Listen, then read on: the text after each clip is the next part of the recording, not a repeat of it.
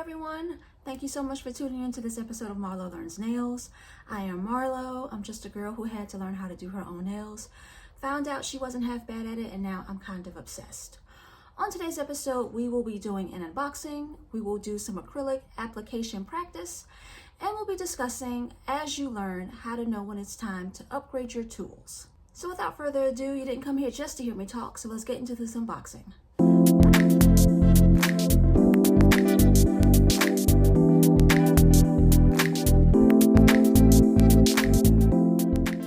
So, acrylic application, let's talk about it.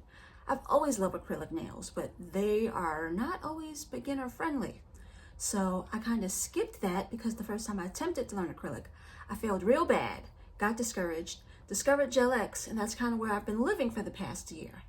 But I have gone back to trying to teach myself acrylic because I just love it that much, and I'm not used to failing, for lack of a better term. I'm not used to not being able to teach myself, at least to be serviceable.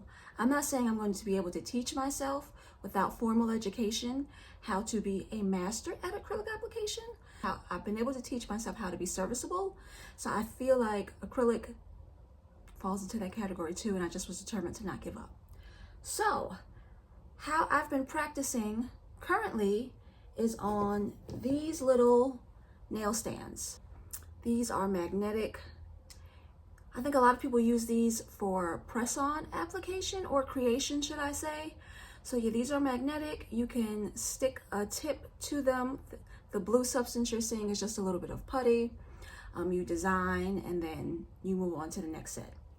So this is how I have been practicing acrylic application up until now. And what I've come to realize that this has been very helpful in terms of learning how acrylic works, learning how it flows, moving from picking up an acrylic bead to actually placing it down and being able to control it once you place it. Cool. We're there, right? But in terms of actually putting it in the shape that it needs to be in, I feel like I have reached the max of what this little nail stand can teach me. And here's the main reasons. These you can pick up, you can move them however you want. I could throw it up in the air, catch it, and then put some acrylic on it, right? That's great, but the purpose of acrylic is to put it on an actual person. And not only to put it on a person, to put it on a nail that is attached to a hand that cannot move all over the place. I cannot throw someone's hand up in the air and then do whatever I want with it. And I had to realize that as I was practicing my acrylic application with this, I was up here, I was over here, I was real close, you know. I'm not gonna be able to do that with a client's hand when putting acrylic on there. So even though this has taught me some things, I don't want to fall into the bad habit of I can't do on this on an actual client's hand, because when I practiced, I was all up in here with it. That's not realistic. Another thing that I feel like these nail stands fail to teach me are parameters, are borders, are how low can you go, essentially. If I'm placing acrylic on this nail and it falls off, okay, we know, bad. But that's about as much information as I can gather from that. I can't tell if I'm flooding the cuticle. I can't tell if the nail is very bulbous in relation to the finger or the actual client's nail plate. So again, I just feel like I have maxed out what these can teach me, and I need to upgrade what I'm practicing on so I can learn more things. So in order to try to practice in a more realistic setting, I have decided to upgrade my practice tools. And that is what we will be unboxing today. Today we will be unboxing a practice hand that I have purchased from Amazon. I'm going to unbox for you this silicone practice hand that I ordered from Amazon. It is by a company called KnowU, and I'm also going to take it on its first practice run. I'm going to practice some acrylic application with it, tell you all the pros, cons, do I feel like it's a good investment, and let's get started.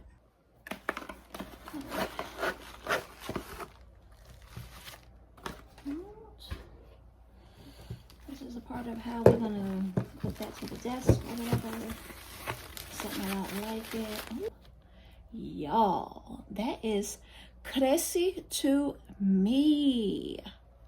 So it's supposed to be, I mean, it's silicone, so that's like that silicone wiggle. And it's supposed to have these little inserts so I can just slip, let's get closer. So I can just slip tips underneath it. I don't have to actually be gluing to her hand. I can keep the hand nice and clean.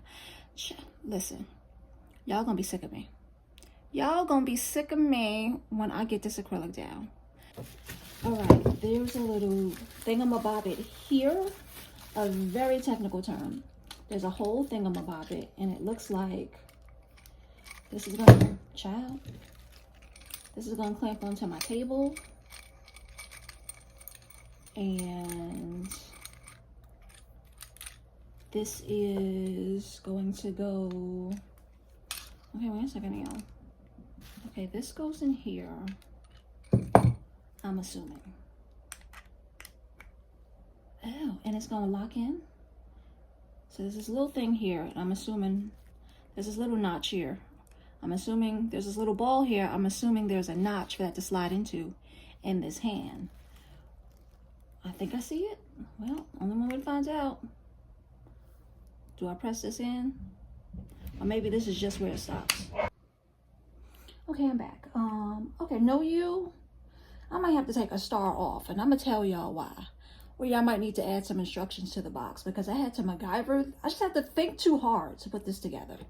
So this comes, the end of this is round and this is round, so it's pretty intuitive that this part goes into here. The part that comes exposed, this metal part, it's very short. So when you go to drop this in here, it's not in here enough to sustain the weight of this. So this whole piece ends up just falling down and out. So you're like, okay, what am I gonna do? Do I need a screw? Nothing. There's no screw in the package, anything.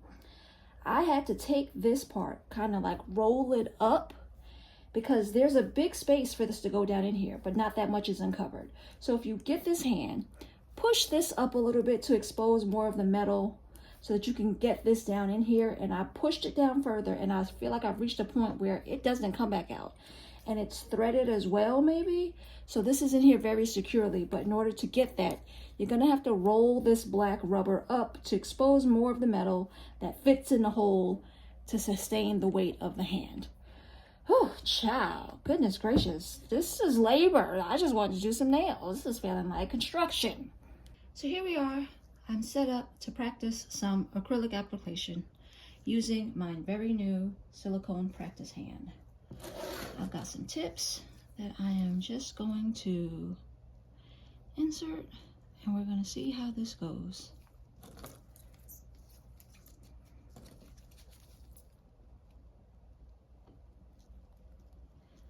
These tips fit in there pretty securely. I don't feel like they're going to come out in the middle of my acrylic application, so that is good. I've got my monomer set up. I've got a little bit of brush cleaner here because as I'm still a novice, the odds of me getting acrylic in my brush are probably still fairly high. So of course I'm using a 100% Kolinsky brush that I did not get off of Amazon. If you know, you know what I mean by that. How to know if you have a good 100% Kolinsky brush instead of those that just claim they're 100% Kolinsky. You should look at the price and go, okay, all of that for just a little brush? I'm not saying it's going to be $100, but I'm just saying it's not going to be 8, 9, or 10. I'll leave it at that. Or I'll leave it for another video. All right, so let's just dive on in. And wish me luck. Again, progress over perfection. I am not great at this. That is the whole purpose of buying this practice hand, so that I can get better. If any nail techs should happen to stumble upon my video, I am more than open to critiques and tips, tricks, pointers. All right, this is a number 8, by the way, if anyone is curious. I'm going to burp my brush, get all the air bubbles out, because if you have air in the brush, if you have air in your brush, that is just pockets, that's just space for acrylic to possibly get in your brush. So that's when you want to burp the air bubbles out. And I try to like bend the brush at the same angle as the crimp. There's a very small crimp and this, and that's where I try to flex the bristles of the brush.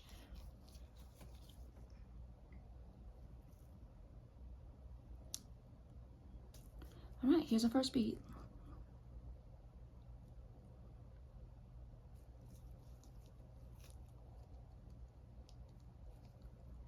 I'm gonna let that polymerize a bit.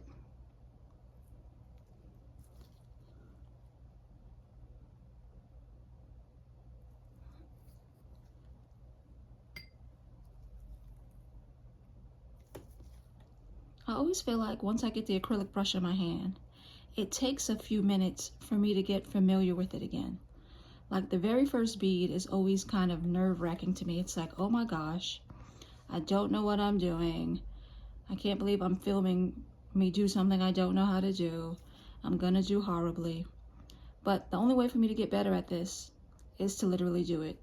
You can watch all the videos, you can take all the notes, you can buy the products, but eventually you learn by doing, and you're just gonna have to do. Now, I was running my mouth, and I feel like I didn't get this acrylic down as far as it could possibly go. My room is kind of warm, so I have to take that into account. Acrylic's gonna set faster in a warm room, and it's cold outside, so the heat is on in my house. So I feel like I usually have more time than that, but here we are. We're gonna try to bring as much product down using the belly of the brush. Not really trying to paint.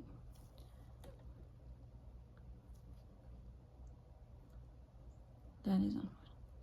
But this is, it's a lot easier to see. See, that's good. You see how I'm kind of over right there? Over where the nail actually is. You don't really get to see that when you're using the other tool that I was using. So this lets me know that I have a habit of overflowing this edge right here. So point for practice hand, showing me where I am making mistakes. Also, don't touch the acrylic you just laid. So I am learning just in the very first application of using this. I feel like I've jacked this one up so much that we're not even going to keep going with this one. So we're going to move on to the next nail. But here's what I learned. 1, it's hot in my room, move a little bit faster. 2, I'm overflowing this past the point where there would be an actual nail. So even if I'm not touching the actual cuticle, this is wrong and wonky. Fix that. 2, check your positioning, because you laid acrylic here and then you touched it. So that's not great, and that would be something I would have to fix. So in just one application, this practice hand taught me 3 different things. Try again, move a little bit faster, nail down so gravity works with you and not against you, and it doesn't run over the sides, it runs down, which is what we want. Burping, tapping, looking for a big bead, tap, bounce, bounce, knock that excess off. Nice, big, beautiful bead. I love it when I can get a big bead, because that was a struggle for me, being able to pick up beads that were a decent size. Wipe, rehydrate, smush in, tapping, not wiping, tapping, not wiping, bringing down.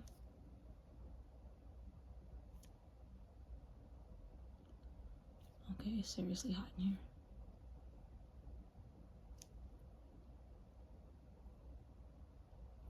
Come on, you could make it. Come on down. You're the next contestant on The Price is Right.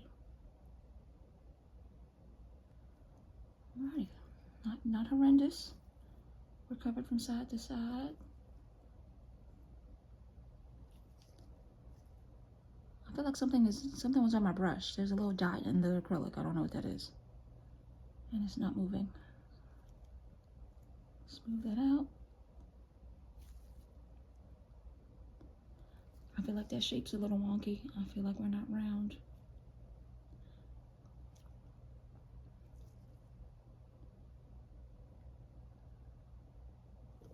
See if we can't flick this out. I'm horrible at flicking out. Yep, that ain't go not a place.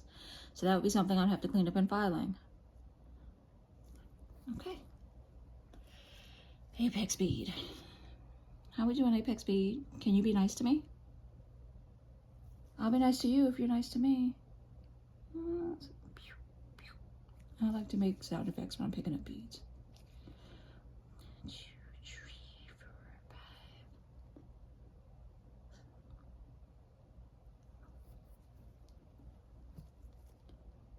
5. Down.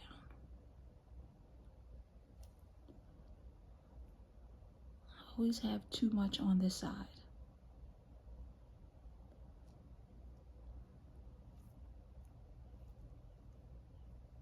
Ooh, she wonky. She real wonky.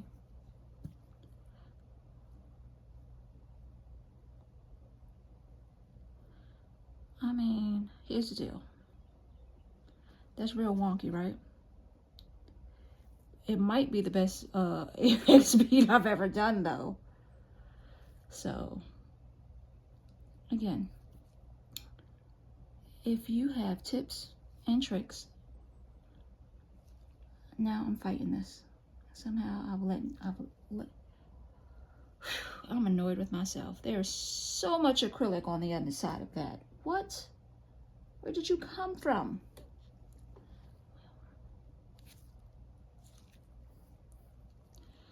Alrighty. Come on, cuticle bead. Be nice, and I will be nice. You seem kind of big. You're the next contestant on The Price is Right, cuticle bead. Just a little smishy smish. Let's not flood that cuticle because we don't want it to live. All right, now I got this humongous hump at the top of this nail. And I got borderline ski slope. Ski slope is what I call when there is a clear lack of blending between the beads, and it kind of like takes this nosedive between the apex and or cuticle bead and my very first bead. When that's very obvious, I call that ski slope. So it looks like a slide at the playground, and I hate it so much. Whew. What you think? What you think? It is very nerve-wracking to put yourself on camera doing something you know you're not great at. Let me say that much. But here we are. I want to be good at this so much. I don't know why being good at laying acrylic means so much to me, but it does. I want to be good at it. It's artistry for me. It's like artistry for me. All right, one more. Well, actually, I got 2 more. Let's just keep going. But that middle finger might be the best finger I've ever done.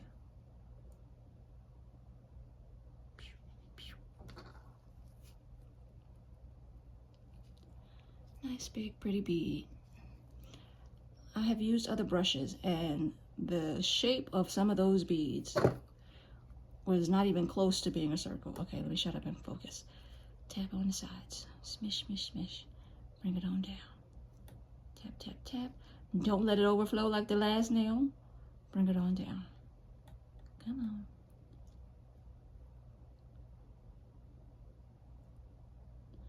Just tapping, not swiping. Don't want to paint. Don't want acrylic in my brush. Just tapping. Be nice to me, acrylic. Keeping the finger pointed down. Tap, tap, tap, tap, tap.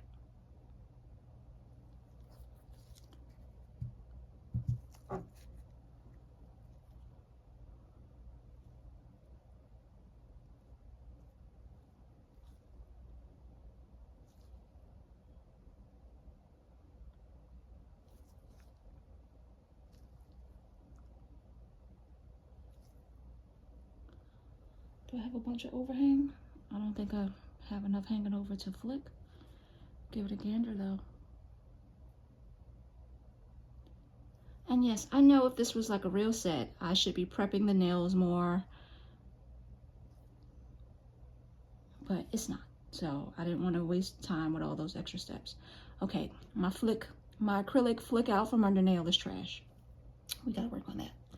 Wasn't easy for me to get that. Okay, Apex, how we doing? Can you be nice to me, please? I just want to be your friend. No Squidward face here. No Squidward. Don't want Squidward. But I also don't want this hump over here. Belly of the brush. Not opening up the bristles. I have flooded the cuticle. No retention for me. Boo.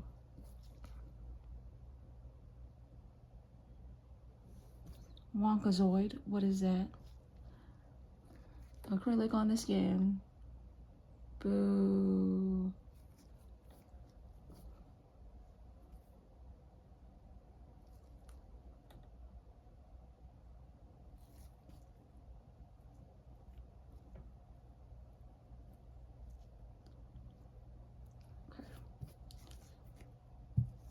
Okay.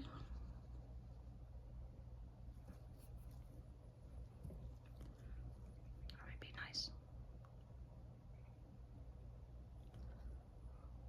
Don't you get over there.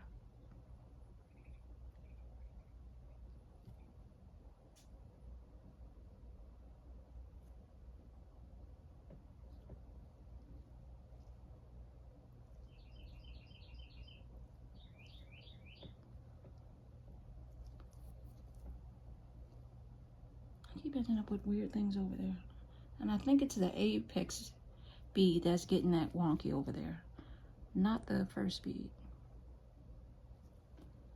Okay, well, whew, child. I gotta stop saying that. Well, did you just take one nail and press it into the other? You did. Thankfully, it's hot in here, so that one was dry. But let's not do that again. The fingers are very flexible. They bend just about any way you want them to. It's great. It's great. Okay, this one is so skinny. Should I just do 2 beads? Because, I don't know. Let's give it a shot. It's a big old bead for a skinny little nail. Okay, it's hot. It's setting so fast. Down. Get on down. Ease on down the road. Acrylic, ease on down the road. It's probably one of those beads where you should have placed it like vertically that way instead of how I placed it because of the thinness of the nail. Something to take into consideration for next time. Get that nail on down. Try to round you out some. Okay, I have completely lost control of this bead because I didn't have the nail pointed down. I'm not gonna win the fight against gravity. It's been here longer than me. I'm not gonna win that fight. So I have to remember, work smarter, not harder. And just work properly. That's the correct way to do it. So this bead is kind of like all over the place, out of control, and ugly. I'm sorry, not the bead, but the application of said bead. I want to get to the point where, you know, I barely have to file. I don't want to settle. I want to be like, oh, I got the acrylic on there and I can fix any mistakes in filing. I can, but I don't want that to be the top. I don't want that to be the peak of my acrylic application. I want to barely have to do anything. So now I feel like this nail is too thin in places. I did not do great. But I think I know what I did, so that's helpful to not make the same mistake again. If y'all got tips and tricks to this flicking, I promise I'll love you forever. I'm horrible with that. Okay, I'm not great. I will get better at it. Should probably be a smaller bead.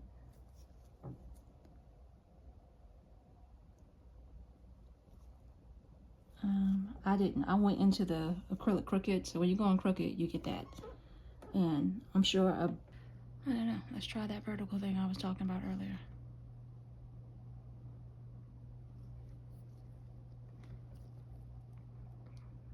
Don't you run away. We got Squidward's face, Squidward's face.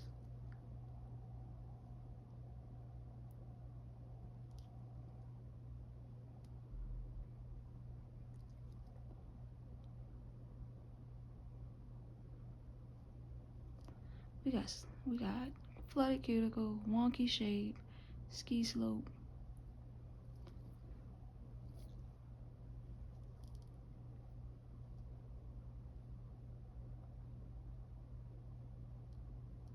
Come on down. You're the next contestant.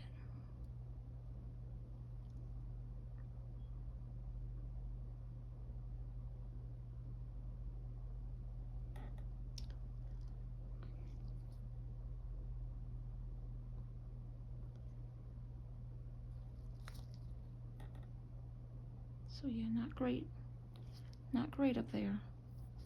Probably needs a little tiny micro bead right there. And this whole thing needs a bead, I think. I can see that line right there, and it's just very thin. So I think that probably needs another small bead. And whenever I've tried to do these fix-it beads, if you will, I need to put it higher. I need to put it above this line that I can see of demarcation. Not put it up there, because then that would leave that. That was more a reminder to myself.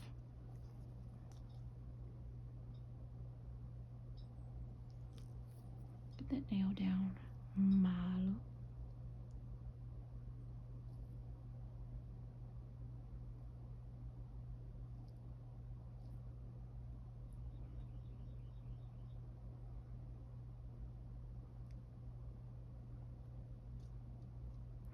I find that when in the tapping phase of moving this acrylic around, I make a very square shape across the nail. I have to really work to get it to be a nice curve.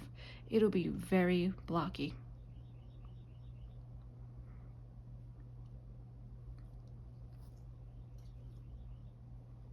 Come on down.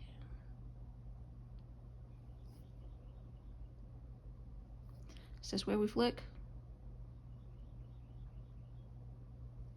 This just wants to come on out.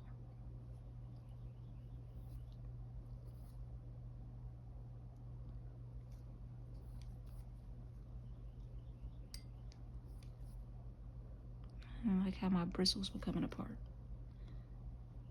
So yeah, I'm just trying to check out that shape. Okay. So there we have it. My first session. My first acrylic application session with a practice hand. So here we are.